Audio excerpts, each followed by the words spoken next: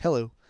Sorry that this video took me so long to make after watching all of Stranger Things 5 and then checking the news. I wanted to not be alive anymore. All good now though, the doctors changed my catalytic converter and now I am in tip-top shape and I'm ready to talk about some fucking media. Let's go! Okay, I actually have a lot of good things to say about the season, even Volume 2, which I hated, but I want to first quickly go through a few of the plot holes and inconsistencies I found in the season, as well as some online discourse, and give my 2 cents on it, because a couple of them actually did hurt a little bit how I enjoyed the episodes. So, we see Vecna have Hopper fire open rounds at Eleven's tank in the finale, and this is apparently a vision that Vecna gave to Hopper.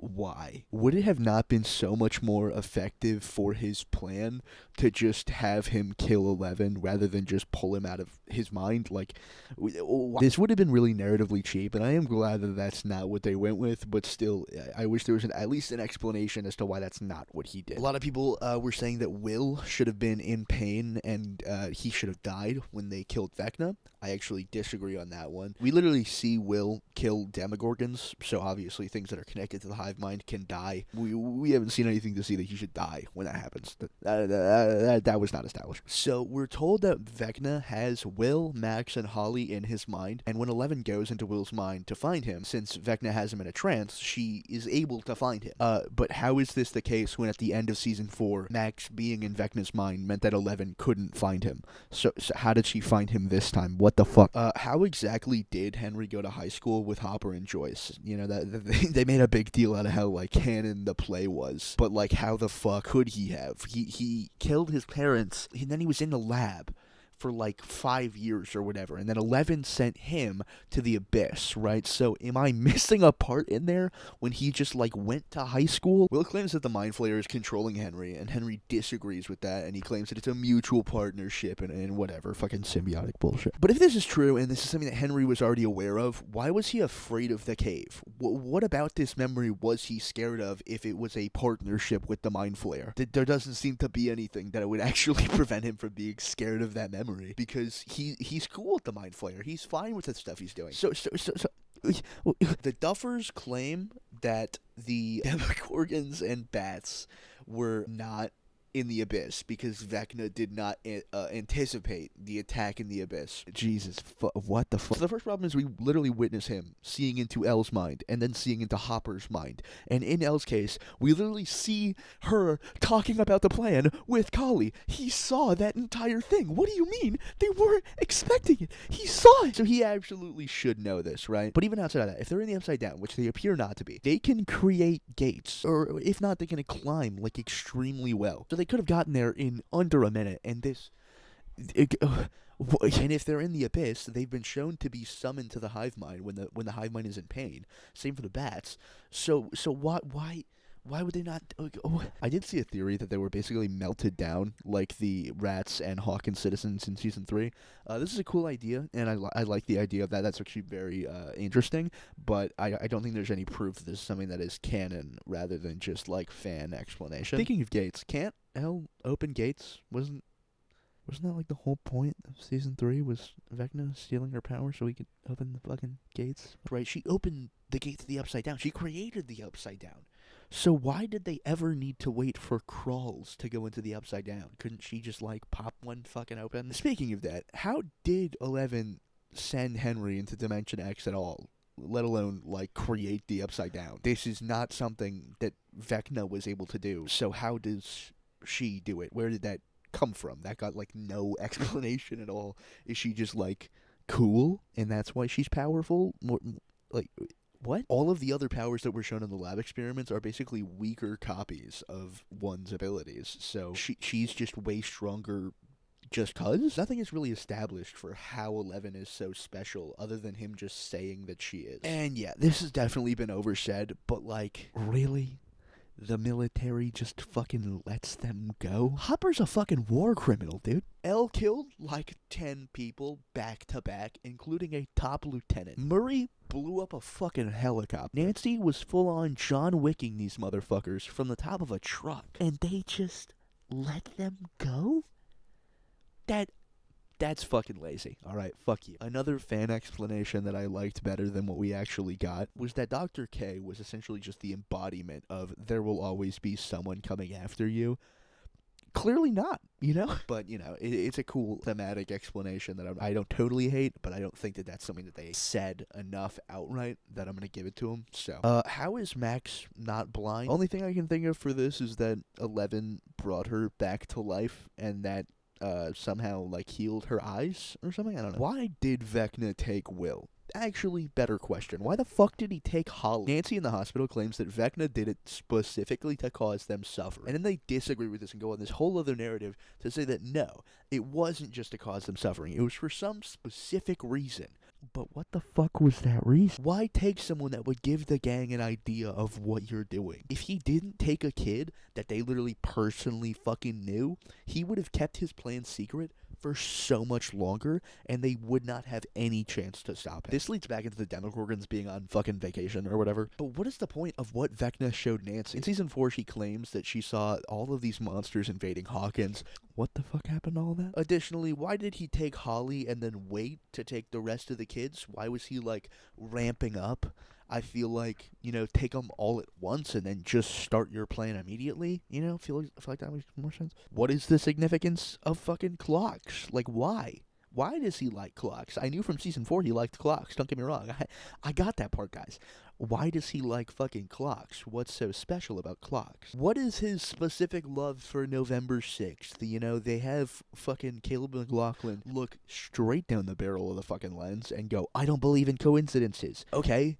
So what's so specific about this day? The military goes in season 4 from wanting to just kill 11 to stop all these murders to wanting to capture her to make more numbers or whatever, and then they're fine with just killing her again. And there's a lot more. I kind of gave up because there was so much in season 5 that I didn't even know where to go, because I could go on for quite a while, But that gives you the overall gist of some of my problems that I had with the season. Overall, it felt like the season was just in a rush to get to the finale, and in doing so, while the characters do have a relatively satisfying conclusion, everything that leads up to it is not nearly as satisfying. I already give a 10-minute monologue about how much the undoing of Will's arc bothered me, but he was extremely under-fucking-utilized here, especially after that big moment in episode 4. He really only does 3 things with his powers before they kill Vecna. He breaks Vecna's leg, he shows Vecna where Max is, and then he rips his arm off. That's it. I feel like it just misses a very clear-cut opportunity to flip the show on its head and push forward with Will as the center of the show. A lot of the emotional beats also end up missing the mark entirely as well. Believe me, I do think that Byler is one of the worst things to ever grace the internet, but really a lot of what goes into this arc between Mike and Will is lacking. For a show that at least claims to be about Will Byers, he really only gets one scene after coming out as far as his conflict with Mike. Mike doesn't even fucking address the fact that it was him who he had a crush on this whole fucking time, really. As far as story writing goes, there is just an immediate opportunity for conflict here.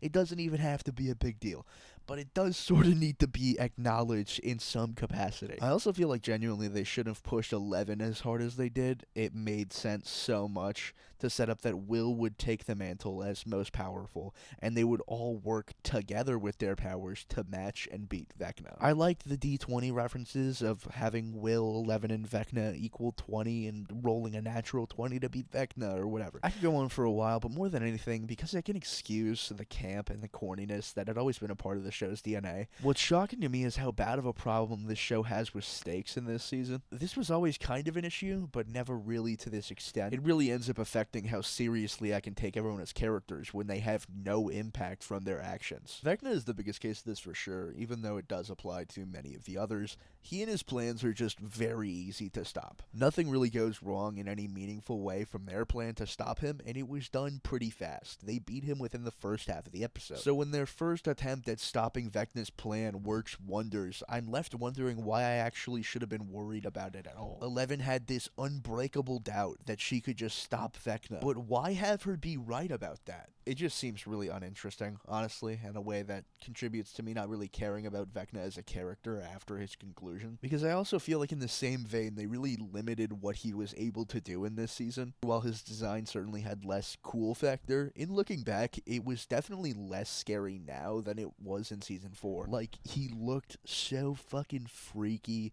and slimy and just, like, disturbing. Now he just kind of looks like Ultron. So, you know. Cool. And I don't think that it was just his design. Every scene that he had in season 4 had heavy horror elements in how he was portrayed that made him feel like a very intimidating villain. He felt like this very inescapable force, which relates to what he was targeting being trauma, which is something that's also unavoidable. While he definitely looks more dangerous in this season, he doesn't really show that. A good example of this is the final fight. The fight technically lasts a while from when El enters his mind to when Joyce has the final swing of the axe, but there's a lot in between this that makes it seem like the fight does not start when El goes into his mind. The fight just felt really underwhelming, and like all of this evil that was promised as stakes wasn't really there, which ended up hurting to me how the threat appears for the rest of the show. Defeating Vecna at this point feels very easy. It was kind of supposed to feel impossible, and they said in an interview that everyone had to do their part, and maybe if everyone didn't do their part, they wouldn't have beat Vecna. Lucas was throwing fucking balloons at this gigantic kaiju monster.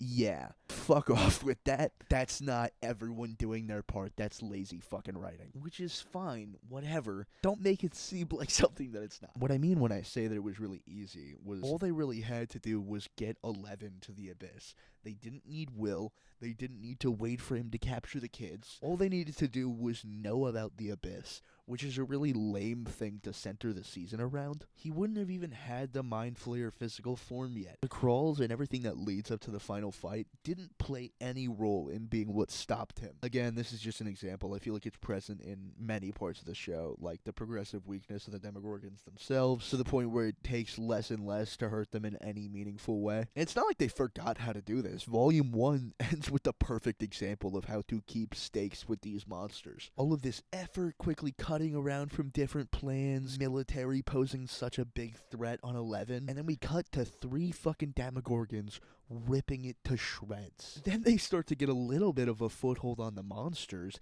and Vecna comes in and fucking demolishes them. This was perfectly done in my opinion. But it's one of those cases where it seems like this level of writing is only applied when it's convenient and when they need to push the story forward. I think Karen, Ted, Nancy, Jonathan, Joyce, Hopper, Murray, Robin, Mr. Clark, maybe even Will, all serve as potential deaths that would have led to a much more emotionally impactful ending. From what I've seen the Duffer Brothers talk about, it seems like they've mistaken the ending that the characters deserve being what is a good ending, when sometimes some of them not getting the ending is the best ending that you can give. Something being cathartic doesn't mean it has to feel complete. Life doesn't always give you all of the people that you want to keep in your life. But this would have been so much more effective because it would show the fallout of what Vecna, even in failing, did to the world and the characters. But instead, we have more characters than we actually started this season with. Almost all the characters from season 1 are still alive. I don't know.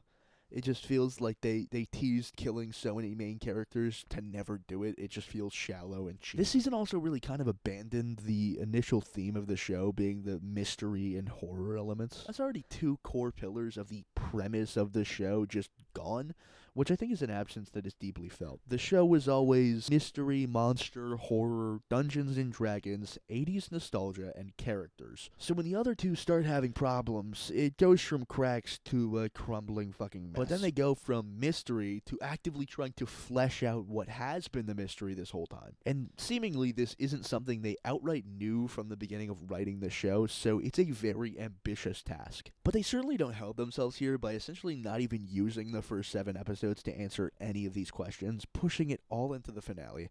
I think they just bit off more than they could chew here. Instead of writing around the mystery that you know, you have to find something that makes sense for all this fucking mess you created. It's just a bit upsetting to see all of these plot points that the creators themselves set are getting more interesting in online theories than the actual creators' best attempt. I have never seen anything like that with media before. Usually the online theories are kind of cool, but narratively dog shit.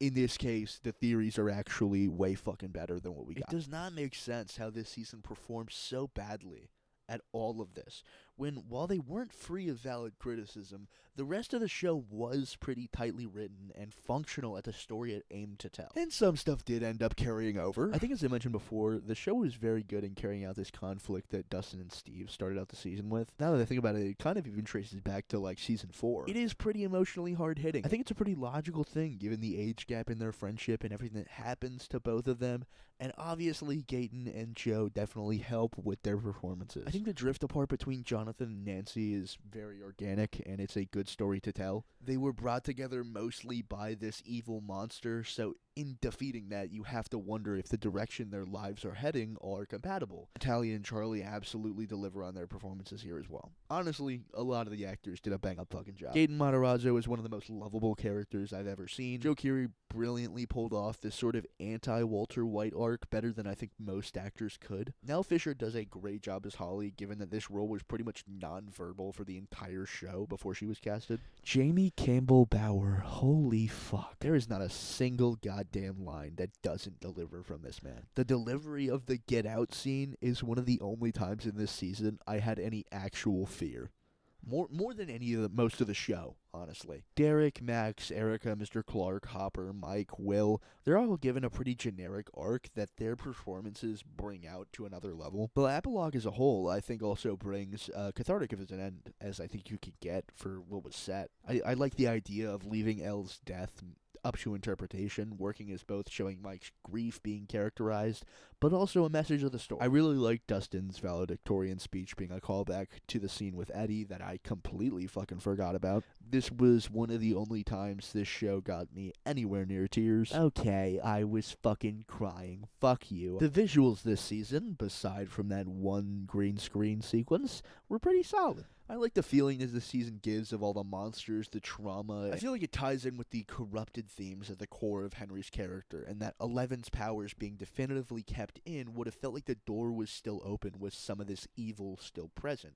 But they do a good job of tying everything up and making it feel like after everything, the story is a wiped clean slate. I also like most of the broad stroke story beats that got put out, especially in Volume 1, Hopper essentially being the mentor for what Eleven is willing to do. God damn, I love the ending to Episode 4, oh my fucking god. To me, it genuinely places as the second best scene of this entire show. The entire goddamn thing, man, from the speech, the VHS sequence, the writing, the editing, the sound design, the visuals, the acting. Fuck, it's so spot on. I can't believe I let it get my fucking hopes up. But yeah, that's mostly everything I have to say about this season for now, but in watching these episodes, I found that everyone who dislikes this show now gives such high praise for the early seasons, specifically season 1, so I wanted to not necessarily go through the whole thing with the same fine-tooth comb, but at least give a little bit of a retrospective and put my thoughts in one place as it's ended. I'm not necessarily going to be talking about everything, specifically stuff I've already seen others talk about, just what stood out to me personally. So here is my Stranger Things analysis, and if you don't like how critical and negative I've been about the series so far, you're in luck. This will be 90% praise.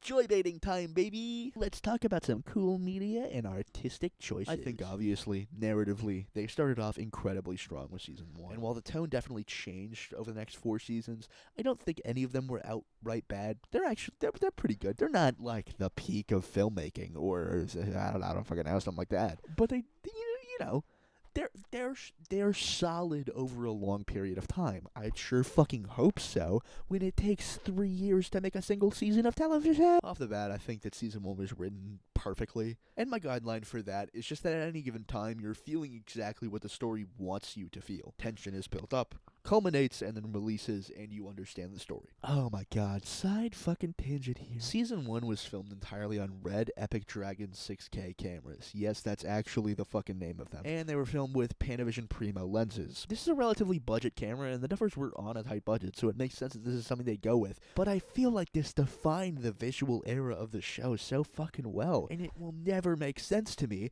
why they immediately switched to RE camera bodies and Cook lenses. You had such a distinct style. What the fuck? It feels very deliberate to choose a camera like this, and I can't understand for the life of me why they changed to just the Arri Alexa Mini and Cook lenses in their later seasons. A lot of the early visual charm is brought by this sort of stylistic blending of modern quality with vintage aesthetic. That crunchy highlight roll-off from the red, the halation, the diffusion, the grainy look, all of these things contributed to me to what made the season stand out visually as much as it did narratively. This was probably done because they were on a tight budget, and if you wanted to do a VFX shot with a Demogorgon, that has to be added back on top of the footage, which can be more expensive. But man, this first season is fucking gorgeous, and I don't think it's a coincidence that there was kind of a fall off in the quality of the visuals after that. They basically switched to the camera equivalent of a fucking Toyota Camry. Many non-Stranger Things side rant, I kind of miss when other cameras would get used, man. I swear to fucking God, I can't find a single major movie production that isn't using the fucking Arri Alexa Mini. It's all of them, man. $100,000. I don't even think you're allowed to buy it. You have to rent it. It's so fucking expensive. Like, I like Arri. You know, they make great cameras. I don't know how to pronounce it. But, like, come on, man. Some fucking flavor every now and then is fine. Maybe I'll make a video sometime about the sort of visual homogeny that this camera has given to Hollywood. But, anyways, back to Demogorgons or whatever. I feel like from how quickly I moved on, I'm underselling how narratively strong they built the structure of this show. They definitely built a relative formula to be reused, but it's telling that it took 5 seasons before any major cracks started to show. But it's hard to really nail down one main character because they all seem to matter and it makes sense that they do. Everything is just good. You know, you like or dislike who you're supposed to. You care about the moral of the story. I think it's a pretty simple concept, just done really well, and they worked with what they had in every way. I also think it would have been really easy to go overboard with the nostalgia elements, and for the most part, they never really did. They just use it to flesh out the world that they were telling the story in. All things considered, given that the show started as a mystery and so much revolves around the unknown of the Upside Down, I feel like they ease into the lore over the course of a series in a pretty intriguing way. Surprisingly, I feel like all of the child actors were the most consistent performances throughout the show. If anything ever let down, it's actually kind of the adult actors who are doing bad at their jobs. Kind of weird to me since it's just always the inverse, but hey, it's cool. Season 1 is definitely the strongest in the show's tone, in my opinion. MVP obviously goes to fucking Joyce Byers, like obviously. It's not quite a 10 out of 10, but pretty fucking close, and if it ended here, it still would have been one of the strongest, most impressive runs in TV history. I think going into season 2, they definitely realized their strengths, and even though they claim it was accidental, I think the friendship of Dustin and Steve is a stroke of fucking genius. Speaking of Dustin, holy fuck, can we talk about that scene, man? I think with so many faux feminist characters in Hollywood at the time, or, well, really just Marvel and DC, it was really cool how much of an effort they seemed to put into making Nancy a genuinely good person. The death of Barb, fighting the Demogorgons twice, all of this unbelievable stuff. She goes from being the wholesome goody two-shoes but headed in the wrong direction into a believably confident person who is just genuinely good. It's something I feel like this era in movies and TV fail to do that either shows their own misogyny or incapability as writers when writing a female antagonist. They are more and more common in the mainstream, but this is one of the only examples off the top of my head where they put a demonstrable effort into that. She started off completely ignoring and being an asshole to one of the most kind-hearted and innocent kids in the whole bunch, to recognizing that he was sad in this moment, and oh my fucking God, this frame makes me want to cry, and just doing what she can to help him out and make him feel better. Shut the fuck up, I'm sobbing right now. I also appreciate the motivation that they give her as an aspiring journalist of just having more information and wanting to do good with it by informing the public. It sounds simple, but it would have been really easy to push her character here into falling into the trap of making her just want success and wanting I want to be a famous journalist. But it's something she wants to do good with, not at. I think it was smart in letting a bunch of the characters take a relative back seat for this season instead of just taking all the people that everybody loved and giving them a cheap sequel. Like Joyce, Eleven, Nancy, who were really the main protagonists of their groups, and really all of them are kind of appropriately sidelined to a certain extent, while still being important. As Will and his connection to the Upside Down and him being victimized once again is the core of the story here. Everything just progresses really naturally, and it's a good follow-up to the first season in pretty much every way. I also think it's really funny how Billy's entire character in this season and season 3 is being racist, abusive, and wanting to fuck Mike's mom. That is primo character work, baby. MVP for the season is tough, but I think it has to go to Steve. I still maintain that ending the story after season 1 and creating an entirely new one would have been stronger, but hey, I guess this is Stranger Things, and I'm fine with it, alright? And what I mean by that, by the way, is just that I kind of wish that they would keep the title Stranger Things, but introduce a whole new world, a whole new characters. That's kind of what people thought they were going to do at the time. Season 3, to me, they lost their footing a little bit, but it's still pretty solid. The vibe of the season, especially during the opening, is just as strong as the rest of the first two, but it's pretty fun, which matches the season. I actually don't have too much to say about the season. I like it, but not too much stands out. We open on a little fun, something spooky is awry, we meet a new likable character, they go on their little missions, the new character dies, they beat the monster, the end. It's Stranger Things, you know what you're getting into. I do really like the effort they made into making the kids behave like kids again in this season. In season 2, everyone is really tactical, and you forget a lot of the charm came from them just having fun and being kids, and having fun and playing D&D in your basement is what you'd be doing. But in this season, they picked that up again pretty well.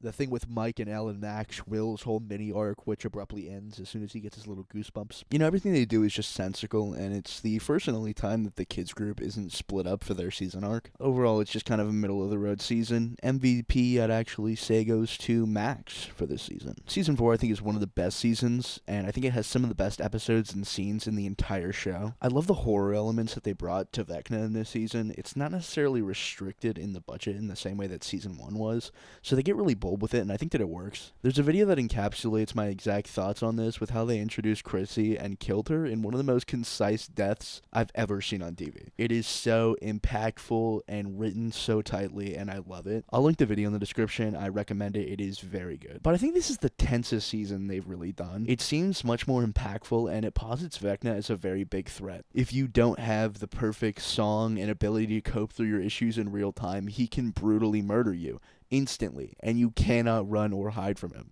And with that, what he was capable of, the sky's the limit, and it made him a really interesting and scary and intimidating villain. I think Argyle was a really likable character. Some people said that he didn't meet, the tone of the season. I completely disagree. I think he was, the perfect thing for Jonathan to have in this season. I think he added a good amount of humor to the group that was, for the most part, really serious as they were searching for Elle. And it is genuinely fucked up that they just completely cut him out in season 5 and gave the actor, no warning. Speaking of likable characters, it is pretty telling how good of an actor Joseph Quinn is from how much people resonated with him. It is a pretty impressive feat to pull off so many things in this jittery, counterculture, troubled kid kind of guy and not have it be completely cringe. I think people are a bit too harsh on the Russian subplot for this season. I thought it was fun, and the Russian Red Scare propaganda was a staple of movies at the time. All the characters are really spot on in their arcs in this season. The moments are great, and the building into the hype of the finale is something I really wish they carried into season 5. Really, everything works together nicely. It does a really good job of being entertaining, but not completely rejecting themes like a lot of movies were doing at the time. They're always at a consistent quality of writing the entire time. Like I said, not a 10 out of 10, but,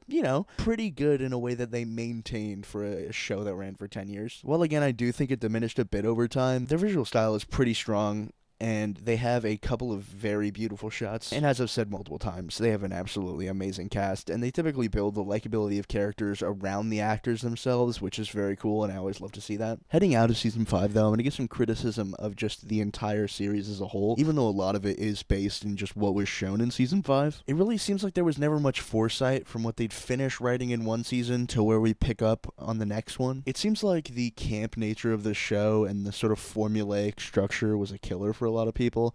I never really was too bothered by it. I think they could have done a little bit more to switch it up conceptually, but I think it was always alright. Again, I think putting all of the emphasis on Vecna, as we can see, turned out badly when you don't establish the stakes to back that up. Also undermines the depth of the Abyss and the Upside Down. If everything is actually just one villain, then you lose a lot of the dimension in what is threatening about the world. I don't even know if putting more stakes behind Vecna really would have fixed this. It just seems kind of lame to me to box the entire show into, oh yeah, Vecna did it. I also think they kind of fumbled the ball in terms of using this story to send one coherent message. You have so many themes set up, and yet nothing really comes of it after the big monster fight. They tend to leave large sections of the plot unanswered, feigning it under this big mystery, but it comes across just as a pointless contrivance, and the only explanation after they fleshed out the mystery was, oh, Vecna wanted that. Just a lot of things from the plot, the structure of the show, the details, all kind of leaves a lot not only to be desired, but kind of expected. Like, a lot of this doesn't make sense. It's why, despite how much I hate them because they're the worst, I do understand why certain stuff felt like foreshadowing for Byler. Because it just feels like a failure entirely of making anything of emotional value out of all these things that have been set up through the entire series. Same for all the conformity gate stuff. It feels like it wasn't just plot holes. Maybe it's just confirmation bias. But, like, so much was set up and then just left out to rot. It bothers me because I can tell people on set did care about this story, so I just can't imagine why you let it go this way. But yeah, that's a bunch of my thoughts. I've found it pretty hard to put all my thoughts toward this with the amount of discourse around it online after the finale. As you can see, I do have my fair share of criticism for it, and while part of it is because I do genuinely enjoy the show and find it difficult to find a criticism that actually ruined anything for me, part of it is also just because I feel like there's a trend over the past couple years where it's just cool to not like media. I feel like this is really boring and lame, honestly. Not to say you can't criticize or even outright dislike stuff, but there's been such a trend in hating for the sake of hating in media, where I feel like that is not where that mentality is warranted. And it's just boring as fuck to me, to be honest. Not to mention the amount of homophobia, not because of any actual writing flaws in Will's arc, but just because he's gay. Those people are dumb enough that I don't even feel the need to address it. It's being shoved down. Shut the fuck up. Shut the fuck up, please. Actually, never talk again. That being said, Will is the MVP of Season 5. I am just upset because it felt like the perfect time to flip the show on its head and commit to Will as the main character, but I've expressed enough disappointment for this video. Sorry this video took me so long to make. I have a bunch of ideas for more videos that are not Stranger Things related, and I was really happy with how the first video turned out. So yeah, stick around if you want to see any of those, and thank you guys for watching the first video and this video. You know, that's very cool of you. I appreciate it, and you know, all the YouTuber things, like and subscribe and smash that comment button. I'll be back pretty soon. I am pretty busy, but I want to try to make time to rant about some media on the internet, 'cause God knows there's not enough of that shit. But yeah, thanks.